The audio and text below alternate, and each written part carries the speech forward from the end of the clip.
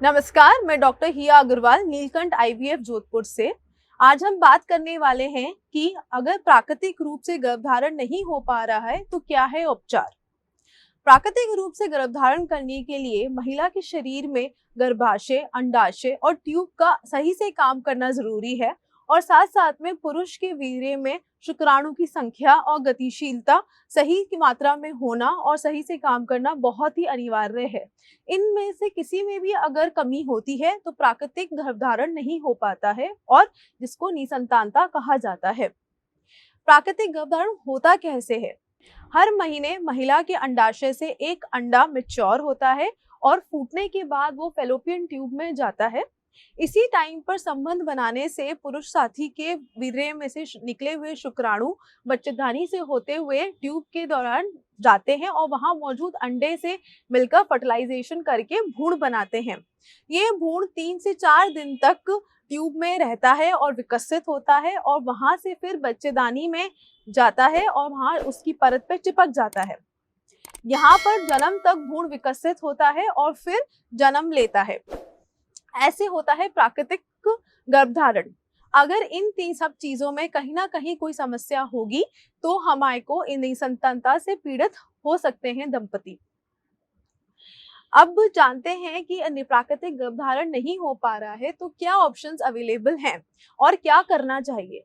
निसंतानता उसको कहते हैं जब दंपति 1 साल से ज्यादा टाइम से निरंतर प्रयास करने के बाद गर्भधारण नहीं कर पा रहे हैं। तो अगर ऐसा है तो दंपतियों को फर्टिलिटी एक्सपर्ट डॉक्टर से कंसल्ट करना चाहिए और अपने दोनों महिला और पुरुष के टेस्ट कराने चाहिए। उन टेस्ट में जो समस्या आती है उसके हिसाब से ट्रीटमेंट डिसाइड होता है और इलाज शुरू होता है। आईवीएफ इनफर्टिलिटी या निसंतानता का बहुत अच्छा उपचार है जिसकी सक्सेस रेट काफी ज्यादा आने वाले आगे समय में बढ़ गई है। आईवीएफ प्रोसेस में होता क्या है?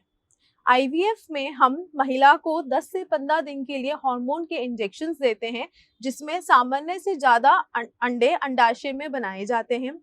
इन अंडों को बहुत ही छोटे प्रोसीजर में उचित बेहोशी में पतली सुई से शरीर से बाहर निकाला जाता है और लैब में रखा जाता है। इनको फिर पुरुष साथी के वीर्य से सैंपल से निकले शुक्राणु के साथ फर्टिलाइज किया जाता है और भ्रूण बनाए जाते हैं। तो आईवीएफ प्रोसेस में फर्टिलाइजेशन या फिर भ्रूणों को बनाने का प्रोसीजर लैब में किया जाता है, जबकि प्राकृतिक प्रेगनेंसी में वो चीज महिला के शरीर में ट्यूब में होती है। और जब ये भ्रूण बन जाते हैं तो इनको लैब में 3 से 5 दिन तक विकसित करके महिला के गर्भाशय में वापस ट्रांसफर कर दिया जाता है। तो भ्रूण पहले 3-4 दिन बस लैब में रहते हैं, उसके बाद वो महिला के शरीर में ही विकसित होकर जन्म लेते हैं। ये आईवीएफ प्रोसेस का एक सिंपल बताया है मैंने आपको। इसके बाद अगर आपको इसके संबंधित कोई जानकारी है या निसंतानता से संबंधित आपको कोई अधिक जानकारी चाहिए तो आप हमारे सेंटर कॉल कर सकते हैं या फिर नीचे दिए हुए नंबर पे भी कॉल कर सकते हैं। धन्यवाद।